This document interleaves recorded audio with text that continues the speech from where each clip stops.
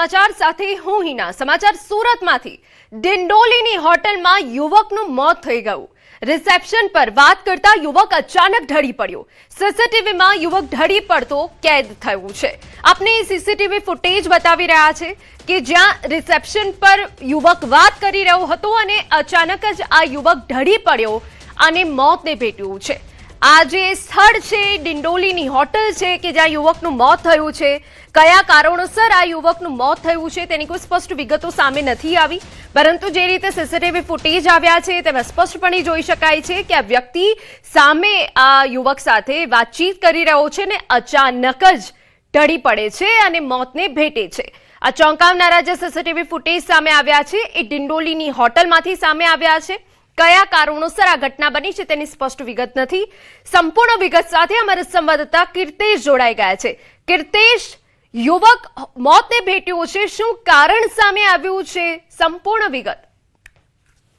સુરતના ડિંડોલી વિસ્તારમાં આરજેડી પ્લાઝામાં એક હોટલ આવેલી છે અને હોટલના કાઉન્ટર પાસે એક યુવક ઉભો છે, વાત કરતો તેને અચાનક ઢળી પડે છે, જેને લઈને તેનું મોત થયું છે। ખાસ કરીને જે પ્રકારે છેલ્લા લાંબા સમયથી નવયુવાનો વાત કરતા હોય, રમતા હોય અથવા તો કોઈ પણ રીતે બેઠેલા હોય અને ઢળી પડવાની ઘટનાઓ બને છે, એટલે કે નાની ઉંમરમાં છાતીમાં દુખાવો થવો, એટેક આવવાની ઘટનાઓને લઈને મોત થતા હોય છે। ત્યારે વધુ એક ઘટના સામે આવી છે। હોટલના કાઉન્ટરના સીસીટીવીમાં સમગ્ર ઘટના કેદ થઈ છે। કહી શકાય કે આ યુવકને હાર્ટ એટેક આવવાથી મોત થયા હોવાનું પ્રાથમિક તપાસમાં સામે આવ્યું છે। જો કે પોલીસે આ મામલે તપાસ શરૂ કરી છે। યુવકનું પોસ્ટમોર્ટમ થયા બાદ જ સાચું કારણ ખબર પડશે, પણ જે પ્રકારની આ ઘટના છે, યુવક વાત કરતો છે અને અચાનક ઢળી પડે છે, એટલે કે રેગ્યુલર જે પ્રકારની ઘટનાઓ સામે આવતી તે જ પ્રકારે આ યુવક પણ વાત કરતા જયારે ઢળી પડતો એટલે કે માની લેવાય અથવા તો પ્રાથમિક તપાસમાં જે આવ્યું છે કે યુવકને હાર્ટ એટેક આવતા તેનું મોત થયું છે। બિલકુલ, જોડાયેલા રહેજો કીર્તેશ। તો હવે અન્ય એક ઘટના ઉપર જો નજર કરવામાં આવે જે સુરતમાંથી સામે આવી છે। શહેરમાં વધુ એક હત્યાની ઘટના બની છે। ચોક બજાર વિસ્તારમાં હત્યાનો બનાવ બન્યો। કલ્પેશ પારઘી નામના યુવકની તીક્ષ્ણ હથિયાર વડે હત્યા થઈ છે। હત્યાને અંજામ આપ્યા બાદ આરોપીઓ ફરાર થયા। મૃતક કલ્પેશ પારઘી પણ ગુનાહિત ઇતિહાસ ધરાવતો હોવાની માહિતી સામે આવી છે। હત્યાની ઘટનાથી વિસ્તારમાં ભયનો માહોલ। ચોક બજાર પોલીસે ઘટના સ્થળે પહોંચીને તપાસ હાથ ધરી છે। પોલીસે ફરાર હત્યારાઓને ઝડપી પાડવા તપાસ તેજ કરી છે। અમારા સંવાદદાતા કીર્તેશ જોડાયેલા છે, તેમની પાસેથી વધુ વિગત મેળવીએ। Kirtesh, Surat city crime city તરફ આગળ વધી રહી છે, રોજબરોજ હત્યાની એક નવી ઘટના, સંપૂર્ણ વિગત।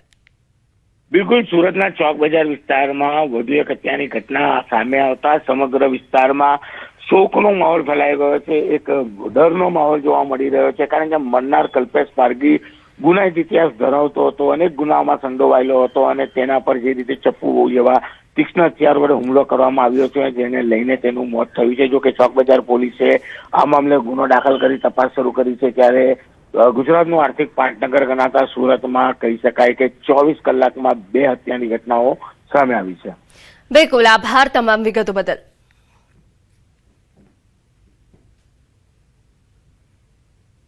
અને હવે સમાચારમાં આગળ વાત કરીએ। સુરતમાં દારૂ પાર્ટી બેફામ।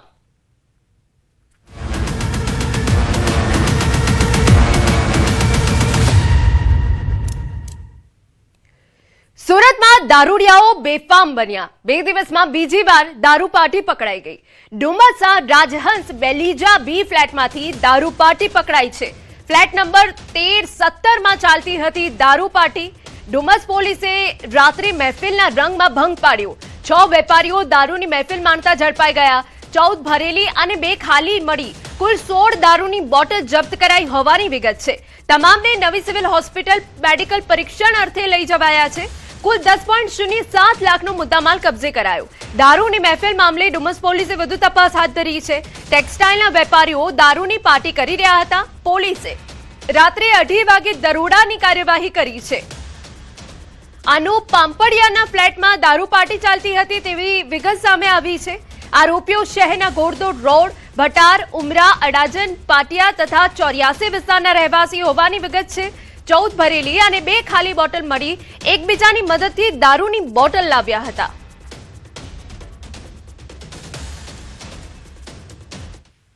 બેલીચામાં બી ટાવરમાં રેડ કરતા એક ફ્લેટમાં 6 ઈસમો દારૂ પીતા પકડી પડેલ છે. આ લોકો ટેક્સટાઇલના વેપારી છે અને 14 જેટલી દારૂની બોટલો કબજે કરવામાં આવી છે. અનુપભાઈ કરીને એક વ્યક્તિ છે, એમનો ફ્લેટ પ્રાથમિક તપાસ દરમિયાન અમને જણાયેલ છે. બાકીની તપાસ ચાલુ છે.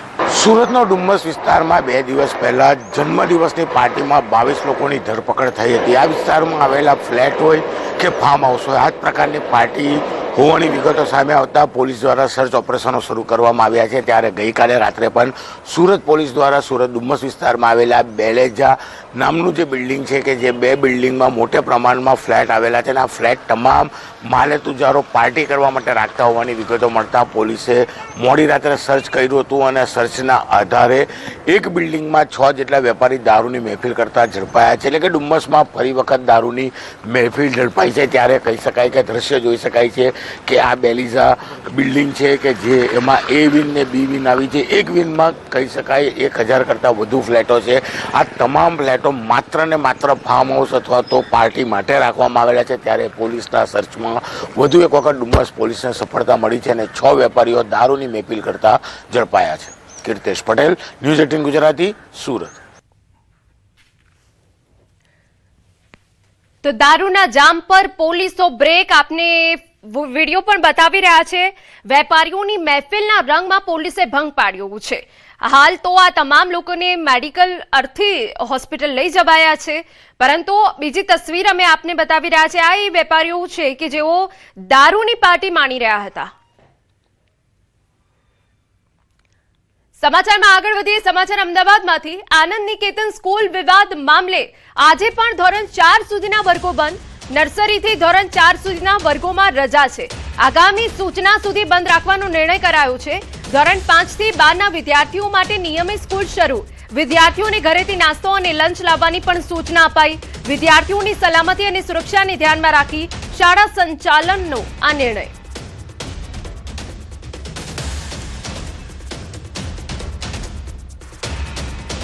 સમાચાર મળી રહ્યા છે કે ચોટીલામાં ફટાકડાને લઈ સરપ્રાઇઝ ચેકિંગ હાથ ધરાયું.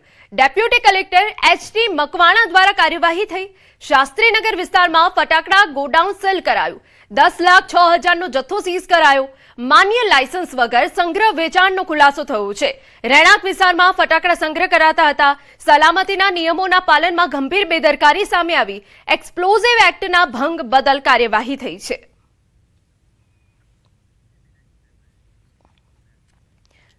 અન્ય મહત્વના સમાચાર પર નજર કરીએ. સમાચાર જેતપુરમાંથી. એસટી બસ અને કાર વચ્ચે અકસ્માત થયો છે. નવાગઢ રોડ પર આ અકસ્માત સર્જાયો. જૂનાગઢ બિલીમોરા બસની ટક્કર થઈ છે. સદનસીબે કારમાં સવાર 3 લોકો અને બસમાં સવાર 11 પેસેન્જરોનો બચાવ. કોઈ જાનહાનિના અહેવાલ નથી.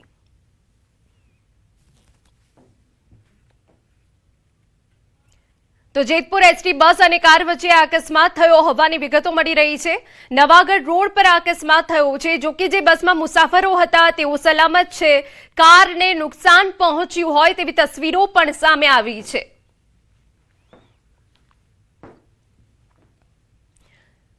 સુરેન્દ્રનગરના કુંડલા ગામની સીમમાં મહાકાય અજગર દેખાતા ફફડાટ ફેલાઈ ગયો.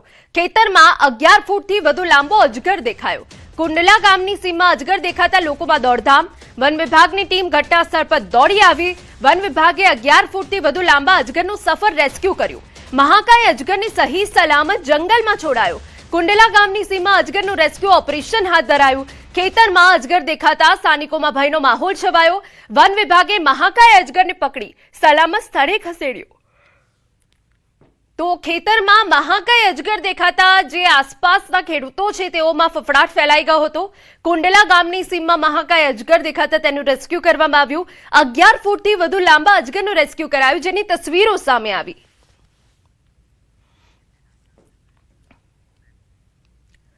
નર્મદાના દેવ મોગરા મંદિરમાં કિન્નરનો વિવાદિત વિડીયો. માતાજીની મૂર્તિ પર પૈસા ઉડાવતો આ વિડીયો વાયરલ થયો. કિન્નર ડિમ્પલ વસાવાએ માતાજી પર પૈસા ઉડાવ્યા. વિડીયો વાયરલ થતા આદિવાસી સમાજમાં રોષ ફેલાયો. આદિવાસી સમાજના યુવાઓએ વિરોધ નોંધાવ્યો છે. મંદિર પરિસરમાં ફોટો વિડીયો પર પ્રતિબંધ હોવા છતાં વિડીયો બનાવાયાનો આક્ષેપ છે. વિવાદિત વિડીયો બાદ મંદિર ટ્રસ્ટ સામે પણ સવાલો ઉભા થયા. મંદિર પરિસરના જવાબદારોની કામગીરી સામે સવાલ ઉભા થયા. વિવાદ વધતા ડિમ્પલ વસાવાએ માફી માંગી. ડિમ્પલ વસાવાએ સમગ્ર આદિવાસી સમાજની માફી માંગી. હાથ જોડીને માફી માંગતી પોસ્ટ કરી. કોઈ બી જગ્યાએ હું આ રીતના હરકત ના કરું. હું તમને દિલથી હું માફી માંગુ છું, 2 હાથ જોડીને માફી માંગુ છું અને આવર પછી ક્યારે હું આવી ભૂલ ના કરીશ. અને જો મારા આદિવાસી સમાજના યુવકોના દિલ પર જો ઠોસ પહોંચી હોય, જે પણ યુવકને કે ગમે તે ભક્તજનોને ઠોસ પહોંચી હોય, તો હું મારા દિલથી હું માફી માંગુ છું. તો મારા સર્વ આદિવાસી સમાજના લોકોને હું દિલથી માફી માંગુ છું. તો બધા મિત્રો મને માફ કરજો એવી હું દિલથી અપેક્ષા કરું છું. અને હું પણ આદિવાસી છું અને મારું નામ ડિમ્પલ છે. તો બધા મિત્રોને ખાસ જણાવવાનું કે મને માફ કરજો અને આવાર પછી આવી હરકત ના થશે. જય આદિવાસી, જય ડેમોગ્રામા, જય જોહર, જય કિસાન. સમાચારમાં આગળ વધીએ તો પોરબંદરના દરિયાકાંઠે આવેલી હિન્દુ સ્મશાન ભૂમિમાં લાકડા દ્વારા અગ્નિ સંસ્કાર કરવામાં આવતી જગ્યાની હાલત અત્યંત જર્જરિત બની છે. તાજેતરમાં અંતિમ વિધિ દરમિયાન છત પરથી સ્લેબના પોપડા અને મોટો હિસ્સો નીચે પડતા અફરાતફરી મચી ગઈ. સદનસીબે કોઈ જાનહાનિ થઈ નથી, પરંતુ ઘટનાને પગલે સ્થાનિકો અને અંતિમ યાત્રામાં આવેલા નાગરિકોમાં તંત્ર સામે ભારે રોષ જોવા મળ્યો. સ્મશાનની છત, સ્લેબ અને સળિયા જર્જરિત હોવાથી મોટી દુર્ઘટનાની ભીતિ વ્યક્ત કરવામાં આવી રહી છે. નાગરિકોએ તાત્કાલિક સમારકામની માંગ કરી છે. પોરબંદરનો એક અંતિમ ક્રિયા કરવા માટે પરિવાર આવેલો હતો. તો સદનસીબે ભગવાનની કૃપાથી તે પરિવાર ઉપર એક ઘાત ગઈ છે ને આજ એવી ઘાત ગયેલી છે કે આ તમે જોઈ રહ્યા છો સ્મશાન ભૂમિમાં ઉપરથી આખો મલબો નીચે પડ્યો ને નીચે પરિવાર આખો અંતિમ ક્રિયા કરી રહ્યો હતો. સ્મશાન ઘાટ એકદમ જર્જરિત હાલતમાં થયેલું છે.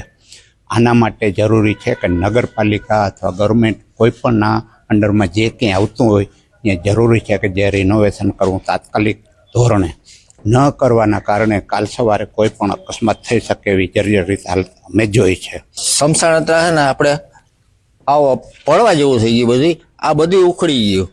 આમાં બધી ખરાબ જ છે. આને રિપેરિંગ કામ કરાવો તમે.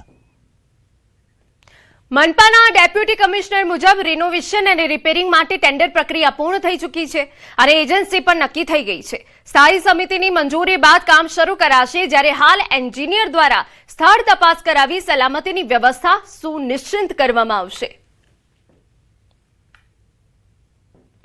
લાકડા સ્ટોરેજનો રૂમ છે કે અન્ય જે ત્યાં ઇમારતો છે એમાં રિપેરિંગ છે. અમુકમાં અમે આખો સ્લેબ દૂર કરીને અને નવેસરથી સ્લેબ પણ કરવાના છે. તેમજ તમામ સમારકામ છે એનો સમાવેશ અમે કરીશું. એ અત્યારે સ્થાયીની મંજૂરીમાં અમે દરખાસ્ત ટૂંક સમયમાં કરીશું અને ત્યારબાદ એનું કામગીરી સ્ટાર્ટ થશે. આ ત્રીજો પ્રયત્ન કર્યો તેના કારણે થોડો સમય અમને વધારે લાગ્યો છે. ગીરની હરિયાળી, જંગલની વચ્ચે સિંહોની ગર્જના અને સાસણ ગીરમાં દેશી ભોજનનો સ્વાદ માણવા ઉમટતા પ્રવાસીઓ. આજે પ્રવાસન હવે ગીર પંથકના અનેક ખેડૂતો માટે રોજીરોટીનું સાધન બન્યું છે, પરંતુ ઇકો ઝોનના નિયમો વચ્ચે ખેડૂતોની આ રોજીરોટી સામે હવે તંત્રની કાર્યવાહીનો પડછાયો પડ્યો છે.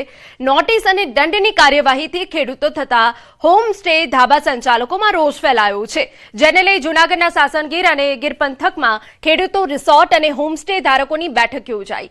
ઇકો ઝોનમાં 0 થી 1 કિલોમીટરની ત્રિજ્યામાં આવતા સંચાલકોને અપાયેલી નોટિસ અને દંડની કાર્યવાહીનો વિરોધ કરાયો. ગીર સોમનાથ જિલ્લામાં 308 યુનિટની ચકાસણીમાં 54 યુનિટ બંધ કરવાના હુકમ કરાયા, જ્યારે જૂનાગઢમાં 32 સંચાલકોને નોટિસ અપાઈ. ઉપરાંત 20 લાખ રૂપિયા સુધીના દંડની કાર્યવાહીથી સંચાલકોમાં ફફડાટ ફેલાયો. થોડી જમી છે અમારી પાસે, તો અમે રોજી કમાવા હાટું 5 માણસને નભાવવા હાટું અમારી મહેનતથી અમે ઝૂંપડા બનાવ્યા. એમાં અમે ધાબા હકાવતા હતા. એમાં અમે શું છે કે 5 માણસ અમારા નભે અને ટુરિસ્ટ માણસો આવે એને અમે રોટલા ખવડાવતા હતા કે એને એ દેશી મજા આવે છે. તો આ સરકારે અમને નોટિસ આપી, એમાં અમને નોંધ પાડી દીધી કે ભાઈ તમારે કાંઈ આમાં દંડ આપ્યા. દંડ અમે સાહેબ પડી એ કે હુઈ જાવ હુઈ ગયા, એ કે ઉઠી જાવ ઉઠી ગયા. તો અમે દંડે ભર્યા, એની જે કહેતા ગયા એમાં અમે કરતા ગયા. તો અત્યારે અમારું બંધ કરાવી દીધું. અમે એમ કહીએ કે અમારા દેશી આ જે ધાબા છે પછી 5 રૂમ સરકારે આગળ કીધેલું કે ભાઈ તમને હોમ સ્ટે કે જે કઈ પોલિસી સરકારની હોય એમાં તમને આ બધું મળશે, પણ એ હજી અમને આજની તારીખે મળ્યું નથી ને અમે તો નાનો એવો ધાબો કરીને છાપરા છે રોટલા કાઢીએ છીએ, પણ એ આજની તારીખે બંધ છે. એની પાછળ અમારે 5 મજૂર હોય તો એ 5 મજૂરની વચ્ચે એક ઘરનો 4 સભ્ય હોય તો એવા 5 માણસ હોય અમારે ત્યાં તો 25 માણસનો નભાવ અમારા પોતો થાય. ધાબા એક ધાબાથી 25 માણસનો નભાવ થાય. એ હાલની તકે અત્યારે અમારી રોજી રોટી બધી બંધ છે. સાસણગીરની આસપાસના ભાલછેલ, દેવળિયા સહિત વિસ્તારોમાં ખેડૂતો પોતાની જમીનમાં દેશી ઝૂંપડા બનાવી પ્રવાસીઓને દેશી ભોજન પીરસી રહ્યા છે. પ્રવાસીઓ આવે છે અને ખેડૂતોને રોજગારી મળે છે, પરંતુ હવે આ જ ધાબા બંધ કરવાની નોટિસ અને દંડથી ખેડૂતોમાં નારાજગી છે. ત્યારે ધારાસભ્ય ભગવાનજીભાઈ અને અરવિંદભાઈ લાડાણી સમક્ષ ખેડૂતોએ પોતાની રજૂઆતો કરતા તેઓએ સરકારમાં રજૂઆતની ખાતરી આપી. હવે જોવું રહ્યું કે ઇકોઝોનના નિયમો અને ખેડૂતોની રોજીરોટી વચ્ચે સરકાર કેવો સંતુલિત રસ્તો કાઢે છે. ખેડૂતો વતી ખાસ તો કરીને ઇકોઝોન પછી જે મુદ્દો ઉપસ્થિત થયા છે એમાં 0 થી 1નો જે મુદ્દો છે એમાં ઘણી બધી ખેડૂતોમાં અણસમજ આવેલ છે. ખેડૂતો ઉપર ક્યાંક ને ક્યાંક એમાં બોજા નોંધ નાખી છે, એની પેશકદમી કાઢવાની જે વાત આવે છે આમાં ઘણી બધી ક્ષતિ રહી ગયેલ છે અને અમે આ જાણી અને આ પ્રશ્ન અમે સરકાર સુધી પહોંચાડશું. કે ખરી રીતે પર્યાવરણ અને પ્રાણીનો પ્રેમી હોય તો માત્ર ને માત્ર ખેડૂત છે અને 0 થી 1 કિલોમીટરના ખેડૂતો છે એ જ એના છેડા પાડોશી છે અને એ જ એનું ધ્યાન રાખી શકે એટલે એને અન્યાય ન થવા દેવાય. એટલે જે કાંઈ પણ નિર્ણય લેતા પહેલા સરકાર